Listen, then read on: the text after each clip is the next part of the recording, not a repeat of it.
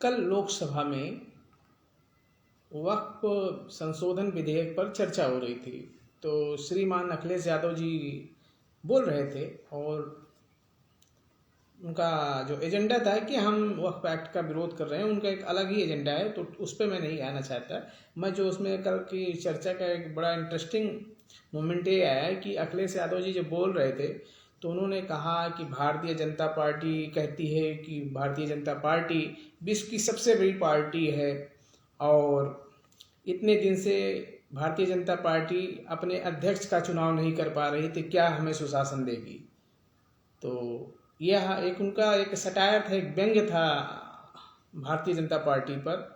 तो सदन में गृह मंत्री साहब भी बैठे थे, तो तत्काल हंसते हुए उन्होंने कहा कि क्योंकि अखिलेश यादव जी ने यह बात हंसते हंसते कही है तो मैं इस बात का जवाब हंसते हंसते देना चाहता हूँ कि अखिलेश जी,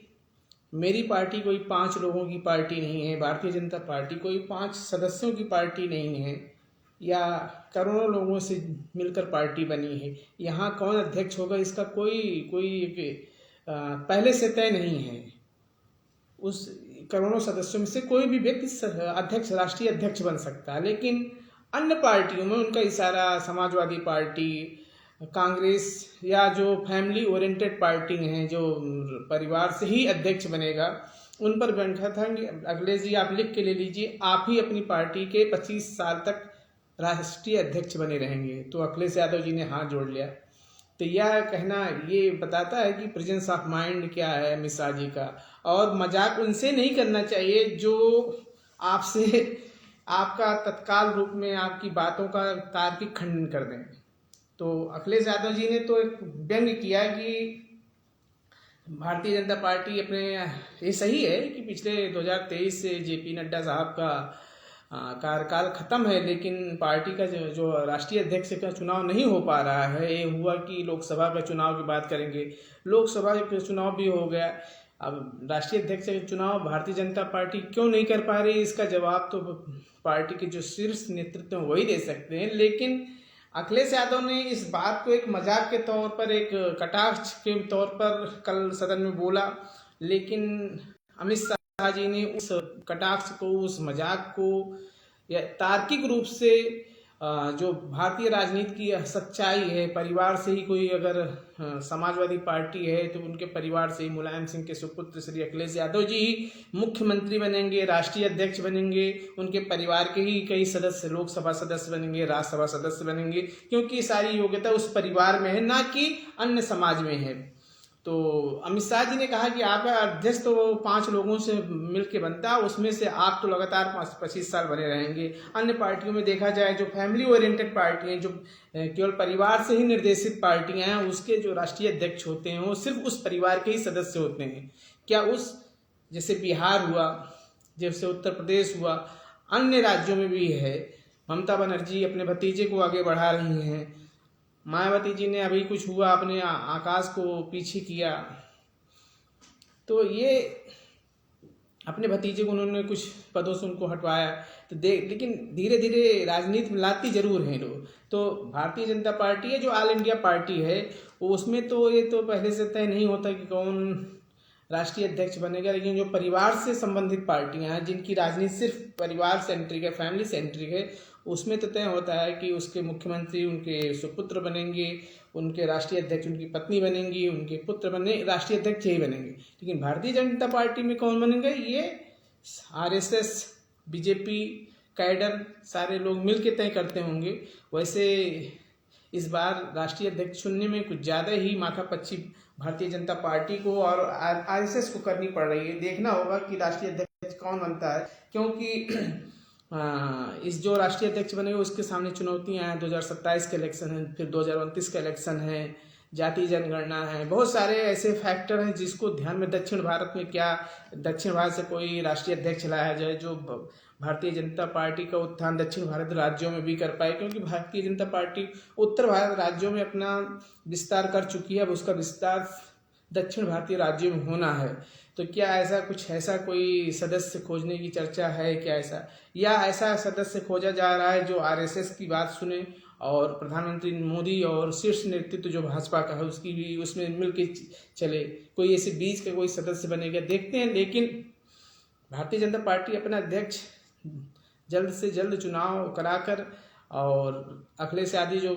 यादव जी को जवाब दे, और अखिलेश यादव जी को भी चाहिए कि अमित शाह जी की बात का खंडन करें और अगली बार जब राष्ट्रीय अध्यक्ष का चुनाव हो समाजवादी पार्टी का, तो स्वयं बनकर अपने किसी परिवार को सदस्य को न बनाकर किसी दूसरे व्यक्ति को राष्ट्रीय अध्यक्ष बनाएं। उसमें भी लोकतंत्र लाएं। पार्टी में आप लोकतंत्र संविधान की बात करते हैं, लेकिन अगर आपके पार्टी में ही लोकतंत्र नहीं है तो फिर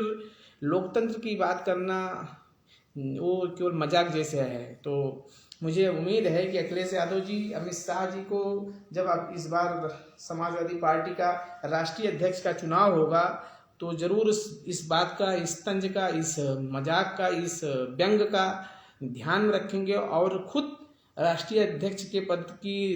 रेस में, दौड़ में नहीं रहेंगे। और मुझे उम्मीद है कि डिम्पल भाभी को भी रेस में नहीं, मतलब राष्ट्रीय अध्यक्ष नहीं बनाएंगे, कोई परिवार के बाहर किसी सदस्य को हो सकता है। लोकतंत्र की, क्योंकि लोकतंत्र में सबको अवसर मिलना चाहिए, सबको समाजवादी पार्टी का राष्ट्रीय अध्यक्ष बनने का मौका मिलना चाहिए। मैं भी चाहता हूं कि मेरी भी प्रदेश की वो सबसे बड़ी सेकंड लार्जेस्ट पार्टी है आफ्टर भाजपा, तो उसमें भी सबको सहभागिता बने, दूसरी भी जात के लोग बने, मुस्लिम भाई भी समाजवादी पार्टी का राष्ट्रीय अध्यक्ष बने, किसी दलित समाज का कोई व्यक्ति राष्ट्रीय अध्यक्ष बने समाजवादी पार्टी का, तब जाकर सच में समाजवादी पार्टी लोकतांत्रिक होगी। लोकतंत्र के प्रति उसकी जो कथनी और करनी है वो एक हो जाएगी। नहीं तो लोकसभा में आप अगर भाजपा पर आरोप लगाते हैं कि आप अपना राष्ट्रीय अध्यक्ष नहीं चुन पा रहे हैं और आपका राष्ट्रीय अध्यक्ष, आप चीफ मिनिस्टर बन गए, डायरेक्ट ऑस्ट्रेलिया से आए और सीधे चीफ मिनिस्टर फिर बने, मतलब उसके बाद जब आप मुख्यमंत्री या विधानसभा में निर्णायक जीत नहीं हासिल कर पाए तो आप समाजवादी पार्टी के राष्ट्रीय अध्यक्ष बन गए, अब लोकसभा में हैं, तो मतलब आपको लगातार पद और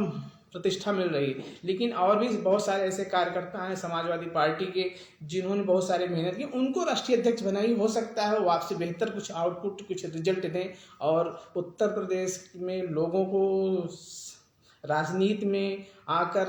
जन सेवा करने का समान अवसर मिल सके। मुझे उम्मीद है कि अखिलेश यादव जी अगली बार